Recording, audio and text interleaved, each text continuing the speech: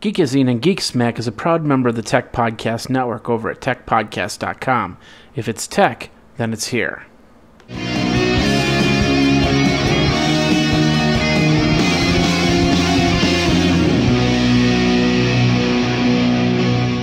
Ladies and gentlemen, boys and girls, children of all ages, welcome to episode number 196 of Geek Smack, where we are smacking the geek just for you. It's brought to you by Carbonite. Get yourself 2 months for free by using that offer code TPN on a 1-year Carbonite backup membership. Also Citrix and GoToAssist Express. 30 days free by using that code podcast after you click that Try It Free Now button.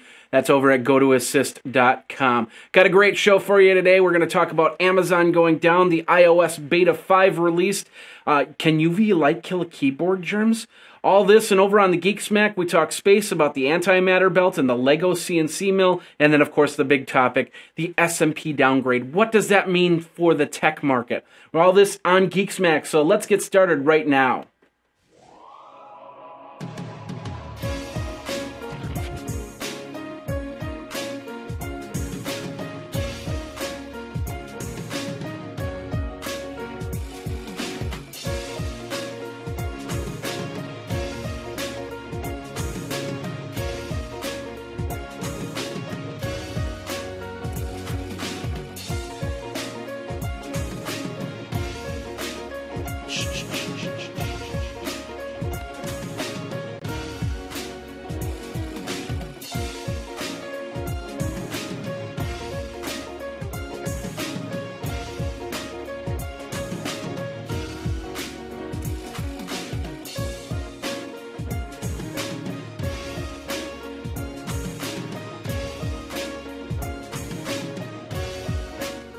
Ladies and gentlemen, boys and girls, children of all ages, Jeffrey Powers here. Welcome to Geek Smack, episode number 196, over at Geeksmack, thegeeksmack.com, or www.geekazine.com, where you can get all the show notes to all the links that we talk about, so you can go and see for yourself what I'm talking about and how crazy I really am and how I... anyway, what do you think of the shirt? Do you like the shirt? What do you think of the new edition back here? Do you like what you see or whatnot? Let me know. You can Twitter me at Geekazine, or you can go to my email address, geekazine@gmail.com. I even have the hotline at 608-205-4378. But, ladies and gentlemen, enough about my lobster face and enough about my new additions. Yeah, I went golfing yesterday. It was a charity golf. I basically told myself that I wouldn't golf until my business was in a profitable state, and that was about 4 years ago. So I kind of did what I did some golfing for a charity event. It's called Geo's Garden. It's a really great event. I'll have the link in the show notes. And of course, I'm going for actually more golfing tonight. So it's kind of my golfing week here at Geekazine. I don't know. Anyway, enough about my golfing. Let's talk about some tech news, which is what we're going to talk about right now in the Tech Smack. Tech Smack. Down goes the internet, down goes the internet, down goes Amazon again. That was my little jingle. I actually just made up that jingle, just out the top of my head. That was it. So anyway, ladies and gentlemen, boys and girls, children of all ages, we're in your Tech Smack news. And we're going to start over on TechCrunch, and TechCrunch talks about, of course, Amazon EC2 had a small little outage last night. In fact, a lot of different websites had an outage. Some of it because of Amazon, some of it maybe not because of Amazon. I know that Netflix went down between about 11:30 Eastern Standard Time last night and was down for about a good hour. Came back up, of course. But Amazon EC2, this is actually the second time that they went down in the last year. The first time was in April, and they went down for a good couple hours. So far, I think it was the number was an hour or two. They isolated it to East 1. So anybody on the east side of Amazon's EC2 cloud couldn't see anything. Everybody on the West Coast probably could see stuff. Midwest, I didn't see any problems. But some websites like Reddit, like Heroku, like Twitter, and Quora, Turntable.fm, and of course Netflix. That all went down for a good while there. I guess I did notice that then. I thought that Netflix wasn't part of that group. But I guess it was. So it happened again, and granted, it only happened to one coast as opposed to two coasts. But you know, there's a lot of plus and minus right there. So what do you think? Were you doing something important on Amazon EC2 when everything went down? Did you lose any type of data? For this being the second time in less than 6 months, really, Amazon really needs to look at what they're doing and how they're doing it, because that's not good, especially if you've got a big report and you're trying to get things done, because a lot of people probably were hurt by that for the hour. I know I didn't get to see an episode of Mad Men I was watching. I know Ben Heck from the Ben Heck Show, Ben Heck and Dorn, couldn't see American Pickers. Come on, folks, let's get with it. TechCrunch.com for that article. Did you lose anything? Let me know if you did lose anything, because it is kind of serious. So, Geekazine is my Twitter handle. All right, ladies and gentlemen, Apple, of course, we all know that Apple Line came out, and they talked about a USB drive that you would get in the next couple months. But there are a lot of people that are saying, you know, I don't want to, in an emergency, have to reinstall Snow Leopard to reinstall Lion. I want a repair tool, a recovery tool. So Apple finally says, okay, here you go. Here's a recovery tool option. So now you can download the recovery tool, put it onto a USB drive. You're going to need a USB drive. I think it was it's a larger USB drive. You can't get like a 16 megabyte USB drive. They didn't really say the size of it. I believe it has to be at least 4 gigs for your USB drive, and you're going to have to pay for that, of course. So, ladies and gentlemen, it's a solution, and it's a better solution than waiting for that USB hard drive from Apple. So I'm really, really excited about that, and I will be downloading it and creating a recovery disk. But then again, there are some great software solutions out there that you can back up your whole Mac with applications, with files. So if you did have a hard drive crash, if you did have a problem, you just hook it up via FireWire and then you bring it all back. This isn't like a Carbonite solution, which we talk about one of our major ads. This is more of a solution where it takes a snapshot of your whole hard drive and stores it onto another computer, onto another hard drive, and then when you need it to come back, you just hook it up and it comes and it's all back to a certain restore point. Of course, that depends on the last time that you backed it up and the last time that you got that onto that hard drive right there. Almost lost my train of thought right there. Apologize for that. But bottom line is, it's a great way to do it. I'm glad that that Lion's coming out with this disk option, but I'm going to try and find a good option to do hard drive imaging rather than just reinstall my machine, because I'd rather go back to a previous image than go back from the beginning and start all over again. So if you want to read more on this is over on betanews.com. Of course, we got that in the show notes over at geekazine.com, geekazine.com. All right, speaking of Apple, they're also releasing the iOS 5 Beta 5, which is pretty cool. Excuse me. So basically, over the weekend, a lot of the devs got the iOS 5 for their iPhone 4s, for their iPhone 3GSs, which is pretty cool. And they're testing it over. Then the Beta 6 is supposed to be coming out on August 17th. And then there's no word when it's going to be released to manufacturing just yet, or the Golden Master, I guess you could call it. It's really interesting to see how many news articles revolve around betas for the iOS. Of course, we're not getting as many rumors from Apple anymore, so we got to get our Apple news somehow. I don't know. Anyway, if you want to read more on this, PCWorld.com. There's a child that found a flaw in a mobile game. She was 10 years old. She found that advancing the clock on a tablet or phone can, in many games, open a loophole that could be exploited. Her name is Sci-Fi, C-Y-F-I, and she was bored with the pace of farming games and wanted to speed them up. And I did that too myself. I was playing a farming game a few months ago when I was testing it out, and it's like, I want these crops to grow a little bit faster, so I tried to advance the clock on my smartphone. It didn't really work for me, but apparently it worked for her. Well, apparently it's 10 years old. That's amazing. So many people are finding that we're getting really cool information from people we never expected. So maybe she's like a super knowledgeable person. Maybe she'll be a future hacker or something like that. I don't know. We'll see what happens. But her name is Sci-Fi. Congratulations. They're fixing that hole and going from there. BBC News if you want to read more on that. There's a research group that's saying that iPhones cost less to support. Of course, there's not much to support when you look at a smartphone versus an actual computer. There you have an application, you open the application. If the application doesn't work, you close the application. If the application hangs, you turn off the phone, you turn it back on, you start over. If anything, you reload from scratch. So there's very few support steps in something with a phone. Unless you get into the settings, you have to turn on some sort of Bluetooth or other settings, location-based services. But it's really one or the other, as opposed to a computer, which was like, okay, go to your start button, go to your control panel, check out this. Okay, it's not there. Okay, go into a command prompt, type in this.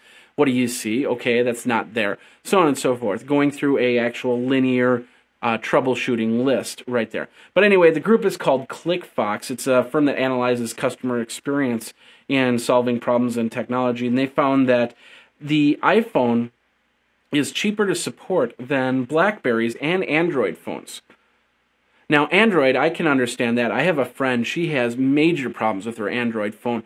A lot of people are really, they have a lot of issues, especially when they load something really cool, and then they find that it's just sucking up battery, trying to uninstall it sometimes, trying to figure out what's this and what's that. It's sometimes a nightmare, and which is one of the reasons why I haven't switched over to an Android phone yet. Not that I couldn't figure out my own problems, but more to the fact I don't want the problems to begin with. And then, of course, I'm still on that 2-year contract with my iPhone, so it's really neither here or there on that. But interesting stuff. We'll see if this lasts. I mean, the next version of iOS 5 could be completely a bear and might be something that people have a hard time going on. But then again, it's Apple. It's Apple with Mac versus PC. It's always been a lot better to support than a PC because there's a lot less to worry about. You know where you go and you know what you do. And if an application crashes on you, you uninstall it by simply taking it to the trash can and then reloading it.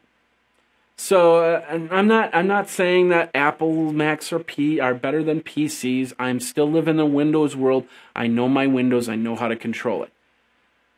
But, you know, there's a lot of things between Windows and Macs that you have to be concerned about. Same thing with smartphones. There's a lot of between Android and Apple iPhones, iOS, and Windows Phone 7.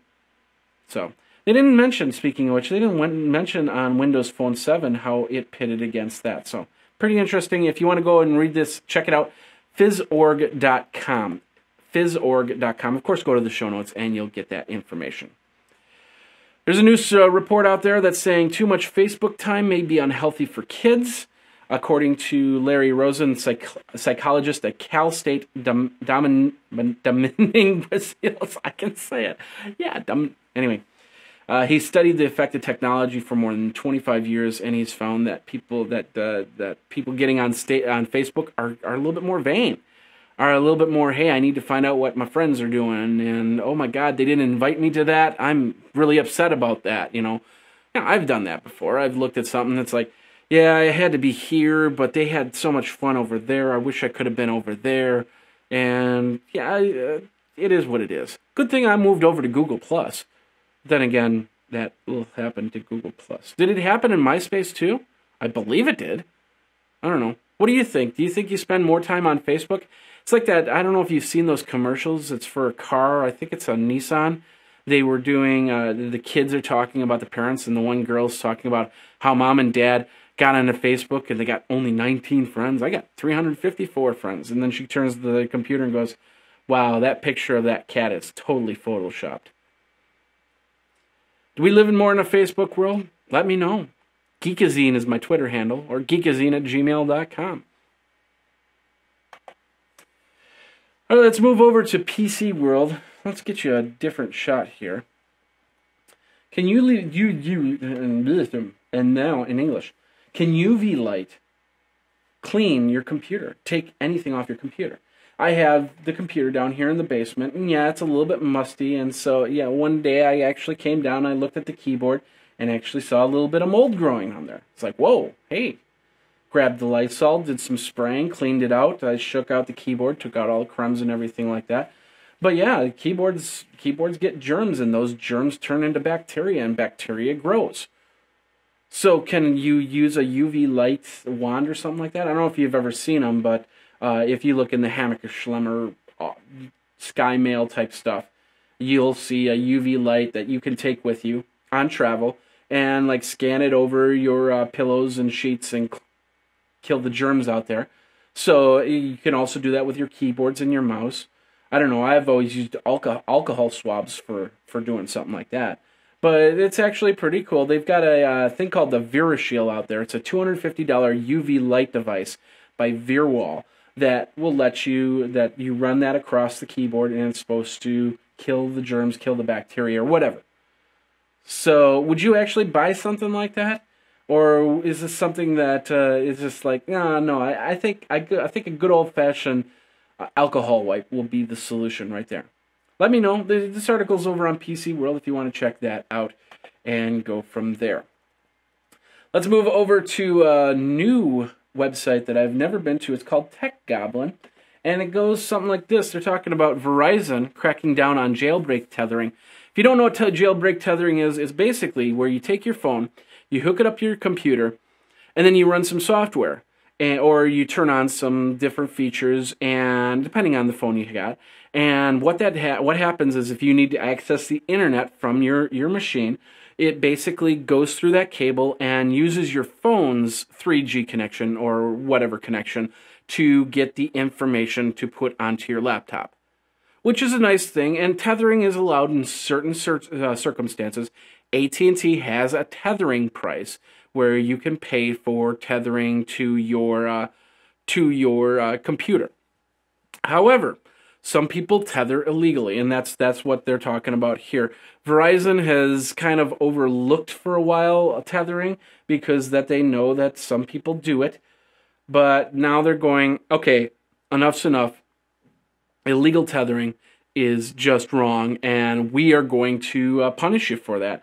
So users on the Verizon network, if they try to circumvent the paid subscription, will get redirected to a page to purchase the upgrade, and they'll be fined for it, an additional $20 a month. So get on board. I know some of you still do it. You probably jailbreak your phone or something like that, and then try and do the tethering stuff like that. But in the end, it's still illegal. You're still stealing something. It's no different than downloading a movie, downloading a song. It's illegal. So anyway, I'm off that pedestal on that. You make your decision. I'm never going to do something like that. And if I do need to do some tethering, I will turn on my tethering option and go from there. TechGoblin.com if you want to read more on that article. Two more on the tech side, and then we'll get you over on the geek side. One's from Network World. Doesn't look like it loaded up. There we go. Let's do that again. Did Google Plus ban cleavage snuggling? You all know Chris Pirillo. If you're on the internet, if you're on YouTube, you've seen Chris Pirillo in one way, shape, and form. Sometimes he does some really cool, geeky stuff. And I guess the other night he was with his girlfriend, and they were playing with the Legos because he's a Lego freak. And they did some picture where she stuffed a little Lego Stormtrooper in between her cleavage. He took a picture, put it up on Google+. It's actually pretty... there's nothing wrong with it. There's no nudity involved in it. It's a little bit graphically explicit, but not that bad. I've seen worse on Google+. Well, apparently Google+ decided, no, it's a little bit too much. We're taking it down. The picture, and I'm going to show you, I mean, I've been debating on this, whether I should show you the picture or not, but the reality is the picture is really not that bad. Now, if she was 16, then that's bad. But she's not. She's legal age. She's not showing anything more than you would see in a Maxim magazine, than you would see in a Sports Illustrated magazine, that you would see in a Vanity Fair magazine, or in any website out there. So what do you think? Is this picture offensive to you? Do you think that this should not be on something like Google Plus? Do you think that Google Plus had the right to take this picture down? Let me know. Twitter, Geekazine, geekazine@gmail.com. Speaking of which, over on Google Plus, apparently Donald Trump showed up today. I don't think it's really Donald Trump, but, we'll see. Time will tell as the profile goes up on. So networkworld.com for that article. Pretty cool article right there. All right, ladies and gentlemen, last part of the tech news, and this is about Windows Phone 7. Apparently, some changes have happened, some people have left, and now there's a question whether Windows Phone 7 is going to survive and move to Windows Phone 8. I hope so. I've actually tried Windows Phone 7. I was pretty impressed. I had a Windows Phone earlier on, of course, the 8125, which was an HTC model. I really enjoyed it. And there is a possibility for my next phone that I could go Windows Phone. I don't know. But they're giving a good article over on eWeek, 10 reasons why Windows Phone 7 is dead. And number one is just, it's the main reason, and that's sales are plummeting. If Microsoft can't make money on it, then they're not going to do it. That's the bottom line. It's all about business. And if Phone 7 doesn't work, then either they've got to step it up somehow, or they've just got to nix it. We saw that with the Zune. The Zune was a pretty decent player on the newest version, but then kind of sales were not that great, and consumers didn't care about it, and so on and so forth. So they just kind of, okay, they're done. I don't know. And in a way, I see that they can't really give up on something like this. I mean, this is the future of technology. And for Microsoft to say, no, we're done with mobile stuff, with a Windows Phone, then that would be counterproductive.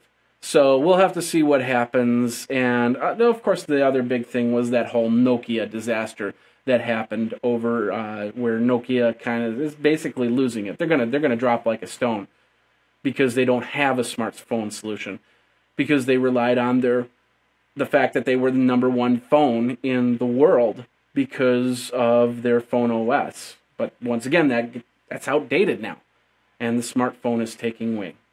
So, what do you think? Do you have a Windows Phone 7? Do you like your Windows Phone 7? Do you hate your Windows Phone 7? Do you need lots of support for your Windows Phone 7? Let me know. Twitter me at Geekazine, or go over to geekazine@gmail.com, or 608-205-4378.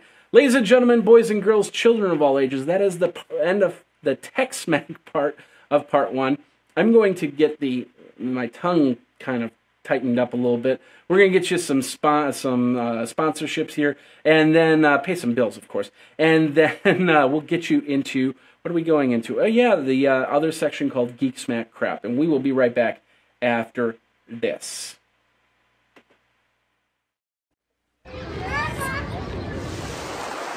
Have you ever thought about how much of your life is on your computer? You lost it all. When your files are backed up with Carbonite, you'll be able to get them back with just a few clicks. Ladies and gentlemen, back up your files now. 15,000 hard drives, over 15,000 hard drives will die today. Another 15,000 tomorrow.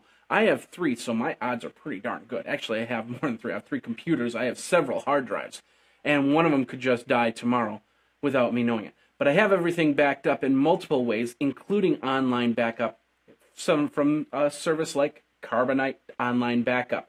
I can back up my documents. I can back up my pictures. I can back up my life to a secure server using secure protocols. They even back up what they've backed up. So if they have any type of failure, they can restore it. And I can get everything on my smartphone, on my iPad, on another computer. So if I get a brand new computer, I just download everything back and I'm good to go. And that is the power of Carbonite. Get your 15-day free trial, and if you like it, get the 1 year. It's only $59, but we'll give you 2 free months by using that offer code TPN. TPN will get you 2 free months on a year membership. That's over at Carbonite.com. Back it up, because you never know when you get a chance to back it up later. We're also brought to you by Citrix and GoToAssist Express. This is such a great program. You can support people from wherever you are, whenever you need to. I've supported up to 8 people at one time. You can do that. of course, on Go to Assist Express. You just basically tell them to go to a web page. They put in a 9-digit number, and poof, you can control their machine. They can control your machine. You have a great productivity tool, a great training tool as well. Because when you're done installing software, you got to kind of train them on how to do it. So put this into your IT toolbox. Put this into your training toolbox. See the power of Go to Assist Express by Citrix. It's never failed me before. It's a great tool, and it's a great way to save yourself from time travel and just losing a client because you can't get to them. Here's a free offer. All you have to do is hit that Try It Free Now button if you go over to Go to Assist, or go over to gotoassist.com/podcast. But hit the Try It Free Now button, enter in the code podcast. Remember the word code podcast. We'll get you a 30-day free trial of this great software. Support smarter with Go to Assist Express. Geek Smack Crap. All right, ladies and gentlemen, boys and girls, welcome to part 2, the Geek Smack Crap part of part 2, or whatever. Anyway, Jeffrey Powers here.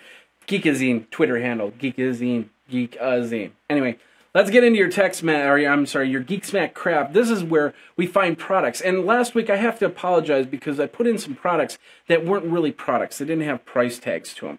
So the idea of this is stuff you can buy right here, right now. And this is what we found on this week's Geek Smack Crap.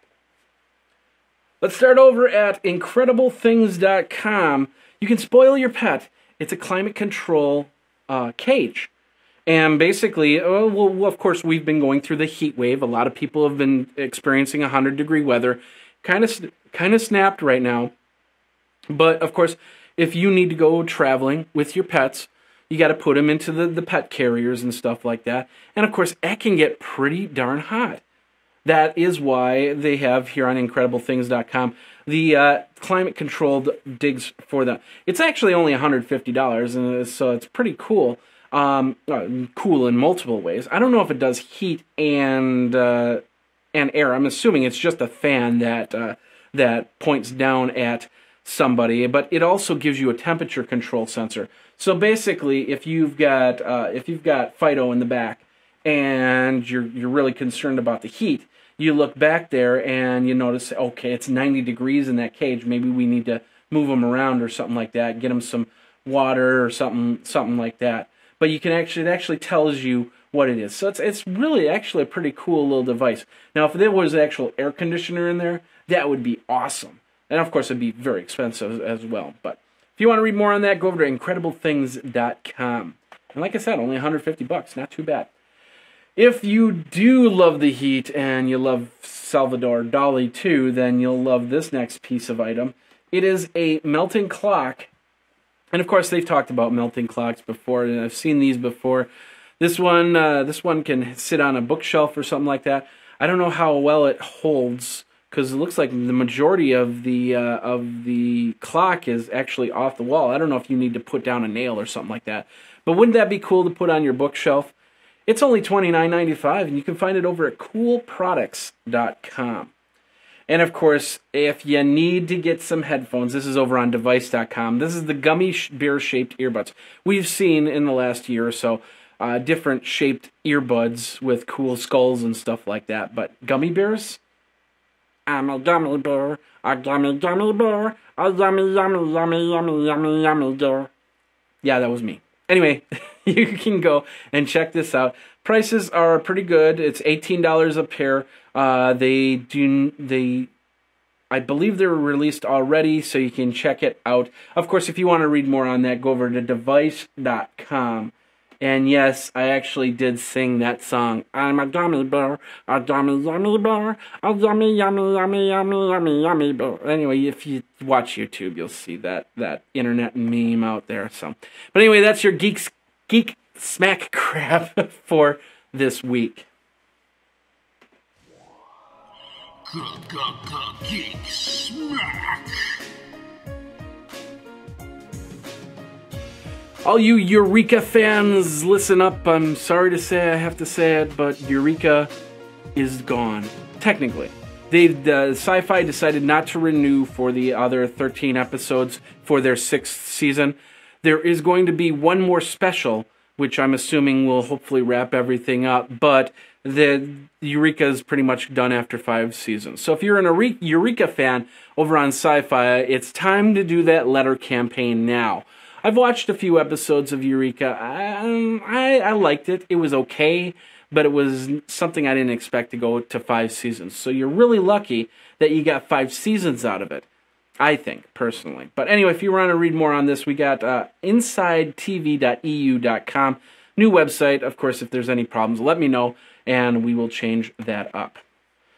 Let's go over to Gizmo. I almost thought about this, about putting this on Geek Smack Crap, but the reality was it's actually a pretty cool device. If you've ever had to want to put another pair of shoes into a suitcase or something like that, well, this might be a really cool option. Timberland has come out with a pair of shoes that have a zipper attached to them. So basically what happens is you fold them up and then you zip them up and then you fold the... See, there's supposed to be 2 there as opposed to 1. It kind of looks like both shoes hook up to each other and then zip up. But from what I understand is you fold the shoe up in half and then zip it up from there. It's so you have a dry pair of shoes for anything that you need if you have any problems, or if you need another pair of shoes to go from there. Ladies and gentlemen, I don't know if you know this, but they say that you should always change your shoes halfway through the day. So you could wear sandals in the morning and then maybe a pair of shoes at night, or running shoes in the morning and business shoes in the afternoon, and then loafers in the evening. But you should never wear the same pair of shoes from the beginning of the day to the end of the day. So this is actually pretty cool. You can actually get a couple pairs of shoes into a suitcase or into a backpack and go from there. And once again, you can have dry feet if you need it. Put a pair of socks in there and go from there. So this is over on ogizmo.com, so you can check that out. All you motion capture geeks, you'll love this one because they're working on motion capture outside of a building. Now, if you don't know how motion capture works, basically it's, that's that suit with the little balls all over it. You take all these cameras and then you point them into a general region. And that general region has got to be pretty cleared. I mean, you can have obstacles in the way. I've seen motion capture work before where they've used little props like doors or steps or anything like that. Framework. Nothing really busy in a frame. And so the person would walk around and they would they do what they need to do in this empty area.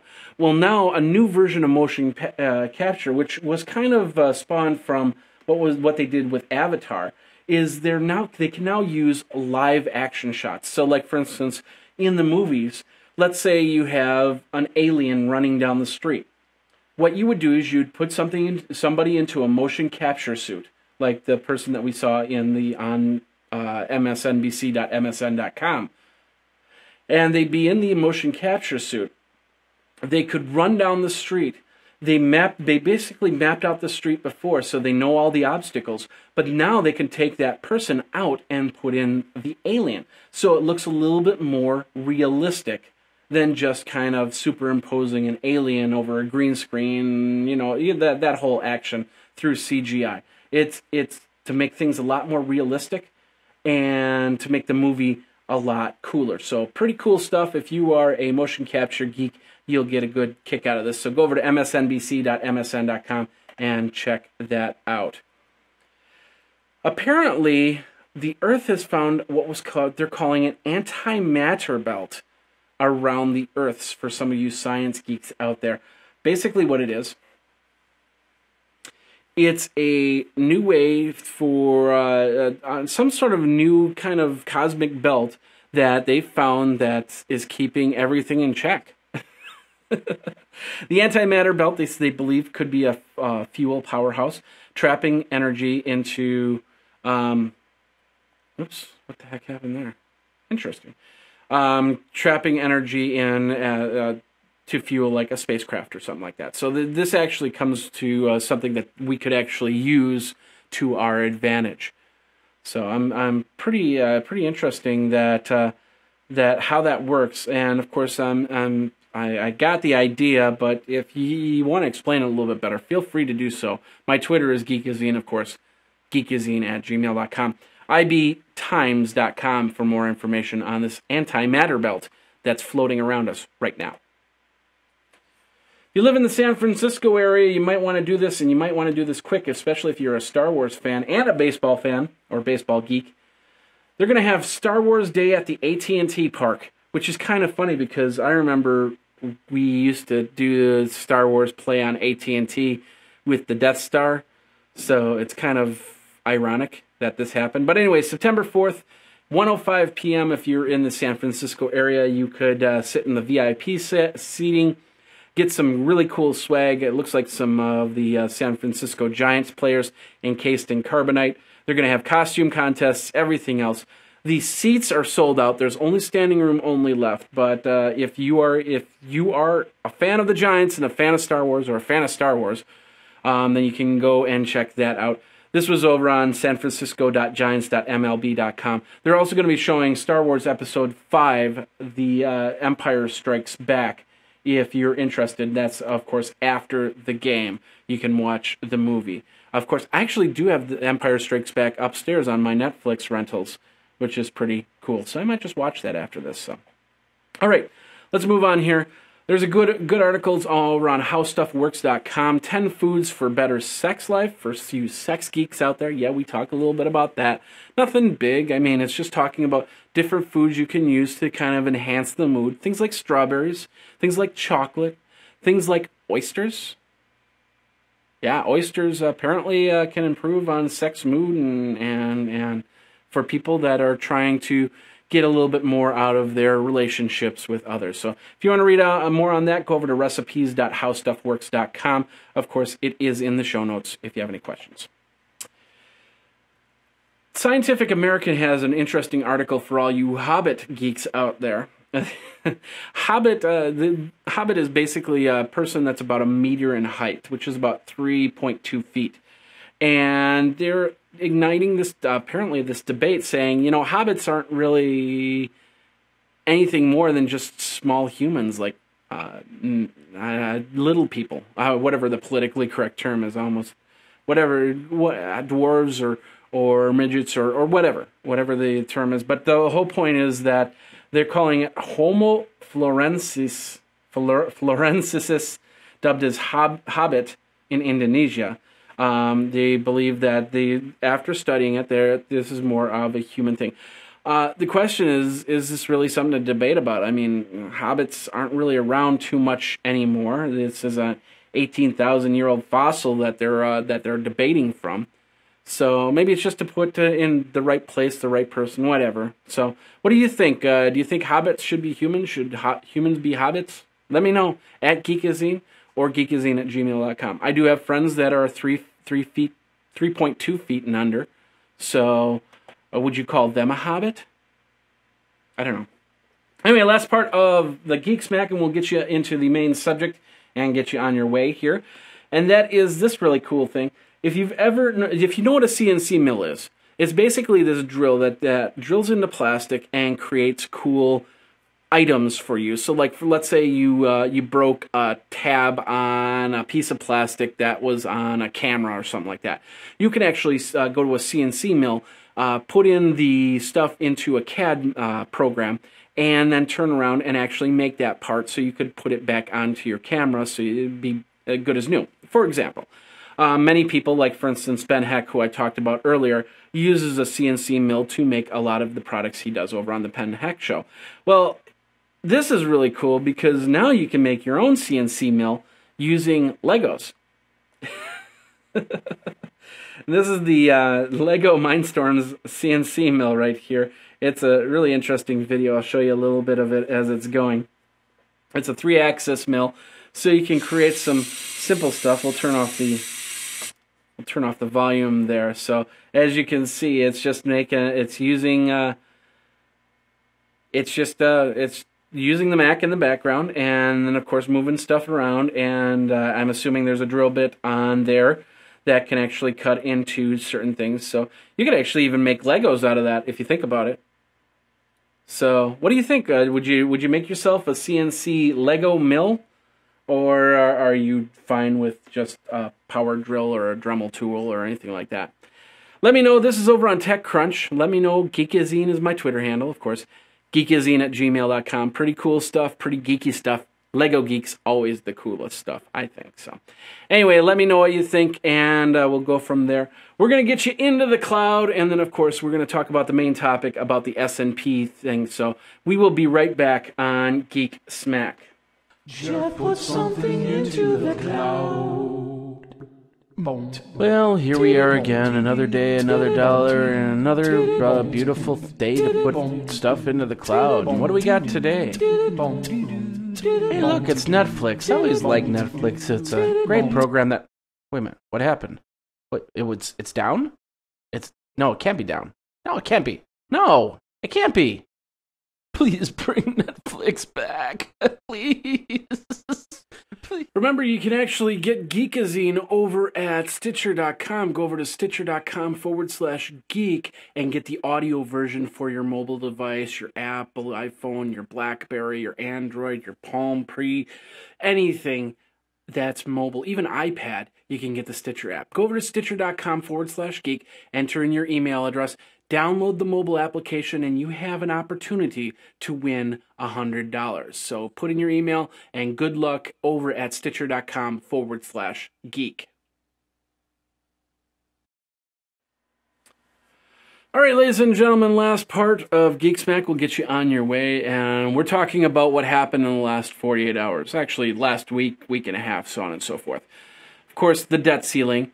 The government finally reached an agreement on that, signed it, and then this last week, the big news happened that the S&P decided to downgrade us, which meant a lot of stocks took a big tumble.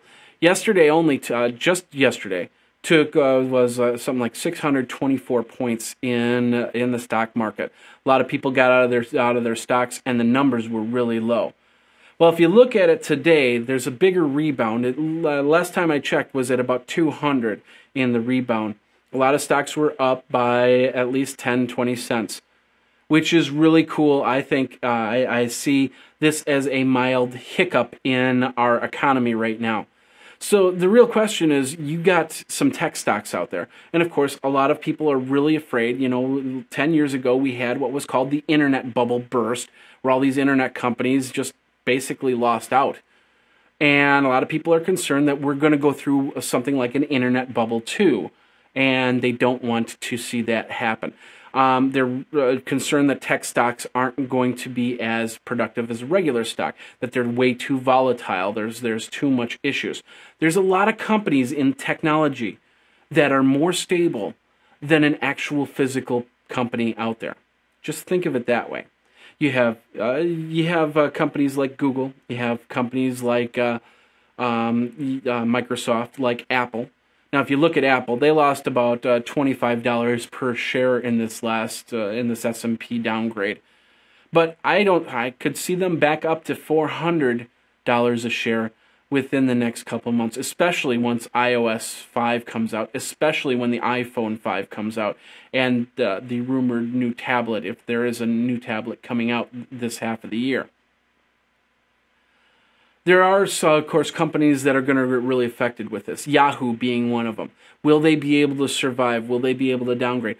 I was watching a stock that I actually was in a few months ago, and I got out. Actually, I got out of all my stocks so I could put more money into my business. And I watched it as it dropped down below the warning price. So they're basically getting warnings saying, hey, you're below $1 a share. You need to do something about this. Whether they're going to come back or not, I don't know. And there's always, that wasn't even a tech stock right there, by the way, folks. So I don't know what's going to happen. I'm not a financial specialist. I can't, I'm not going to tell you that this is the stock to get into and this is a stock to dump or anything like that. All I can tell you is I've watched the stock market for a few years.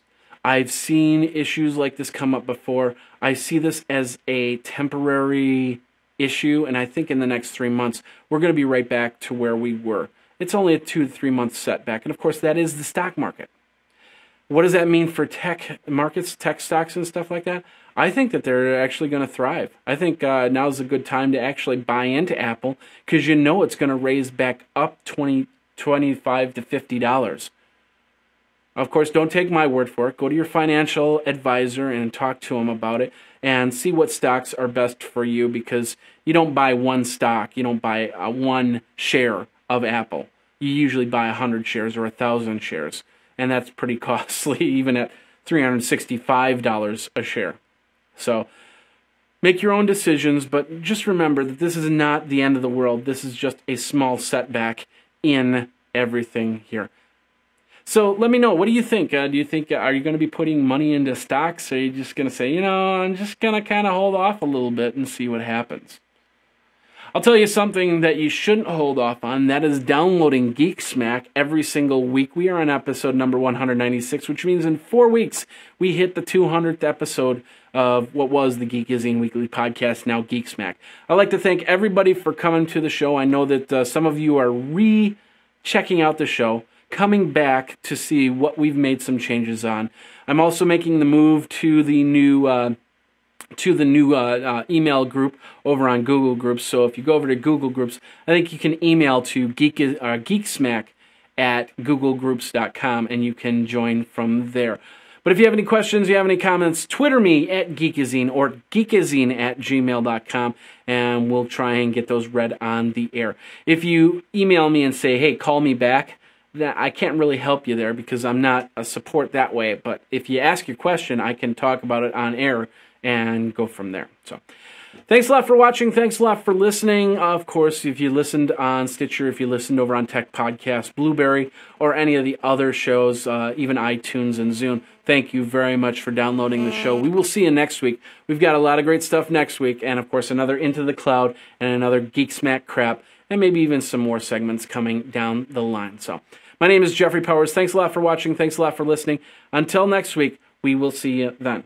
Take care.